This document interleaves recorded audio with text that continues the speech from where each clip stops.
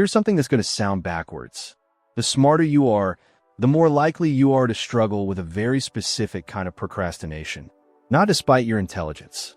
Because of it, if you've ever felt guilty for being too smart to be this behind, stay with me for the next 10 minutes, because I'm about to tell you exactly why that guilt has been aimed at the wrong target the entire time. There's a reason this isn't just another video telling you to just start. Because for the specific kind of person watching this, that advice has never once worked. And by the end, you'll understand exactly why.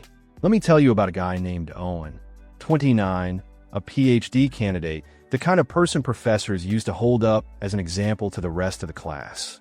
Full scholarship, published paper by 24, the sharpest guy in every room he walked into. And for 3 years, one single dissertation chapter sat at 11 pages. 11 pages for 3 years.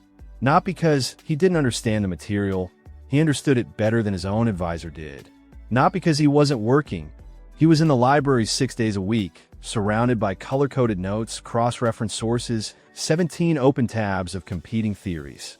To anyone watching, it looked like the most productive person in the building. It wasn't productivity. It was the most convincing procrastination you've ever seen, wearing a lab coat. Here's the moment Owen finally understood what was actually happening.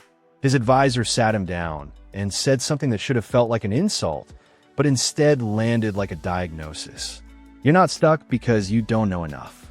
You're stuck because you know too many ways this could go wrong. Say that back to yourself for a second, because if you've ever sat in front of a blank page, a blank inbox, a task you're more than capable of doing, and felt your mind quietly generate every possible way it could turn out badly before you've even started, that's not laziness. That's your intelligence, working exactly as designed against you. Here's the mechanism. And once you see it, you can't unsee it. A less analytical mind starts a task and sees roughly one path forward. It just goes. A highly analytical mind starts the exact same task and sees 6, 10, sometimes 20 possible paths, along with every place each one could fail, embarrass, or fall short of what they know they're capable of. That's not a flaw in your thinking. It's your thinking working at full power, pointed at the wrong problem. Intelligence is brilliant at simulating outcomes. It was never built to also filter which simulations are worth your attention and which ones are just noise dressed up as due diligence. So the smartest person in the room ends up frozen, running 100 versions of what if this isn't good enough, and every single one feels like legitimate research. Owen didn't call it procrastination for years. He called it still refining the argument. He called it not ready to commit to a direction yet. He called it almost anything except what it actually was. Here's the part that made it worse. And if you're the kind of person this video is for, you already know this feeling. Every time he avoided writing, the guilt didn't feel like ordinary guilt. It felt personal, almost humiliating, layered with a very specific, very quiet thought. Someone this capable should not be this behind.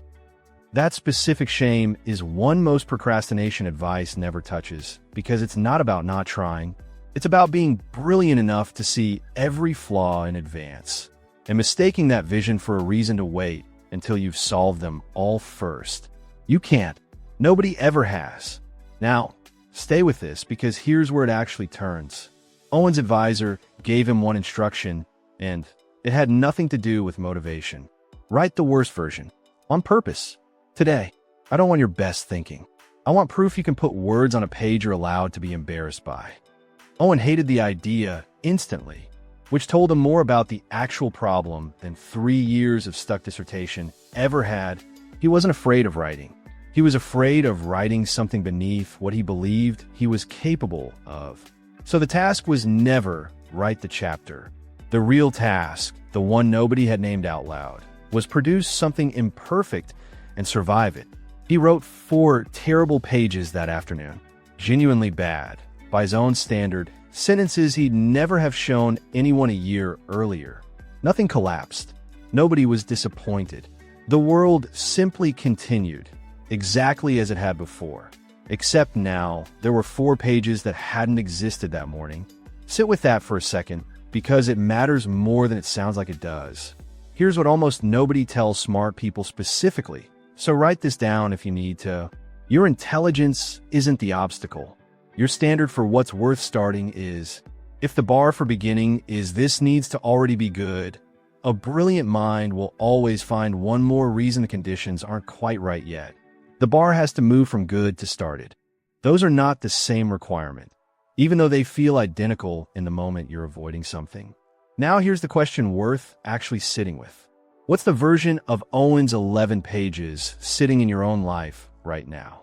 Not the whole project, just the one piece you've been quietly still refining for far longer than it should have taken. I want you to actually name it in the comments, specifically one sentence.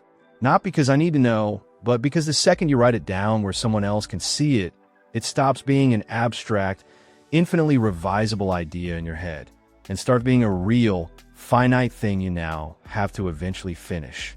That's not a content trick. That's the exact same mechanism that got Owen unstuck, just aimed at you instead. Here's the practical version of what actually broke the pattern, laid out simply. First, lower the bar for starting deliberately, on purpose, every time. Not write well, write badly, specifically, intentionally badly for the first attempt only. Second, set a boundary on the research and the analysis. Thinking feels productive because it is productive, right up until the exact point it becomes a very sophisticated way of avoiding the actual work. Give yourself a real limit, an hour, a page of notes, a single afternoon. Then force the transition into producing something, however rough. Third, make the early version visible to someone else, even one person. Privacy is where perfectionism thrives unchecked. The moment another human being can see the imperfect draft, your mind stops treating not yet good enough as an acceptable permanent state.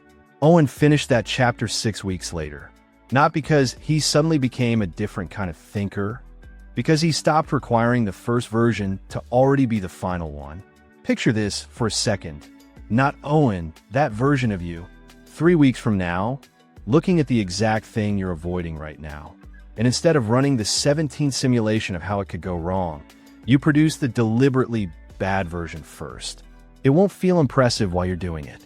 It will feel almost embarrassingly simple compared to how complicated your mind had been making it. That gap between how complicated it felt and how simple it actually was is the entire tell. It was never the task that was hard. It was the standard you were holding the starting line to. If this is the first time someone's actually explained why you procrastinate instead of just telling you to stop, that's usually the moment people either close the tab or decide to actually do something different tonight. If you're the second kind, hit subscribe because Skilloma exists specifically for people whose problem was never a lack of ability. And if you've ever wondered why the smartest person you know still hasn't launched the thing they've been almost ready to launch for years, the next video names the exact thought they're having at 11 at night that's keeping them there. And it's probably not the one you'd guess.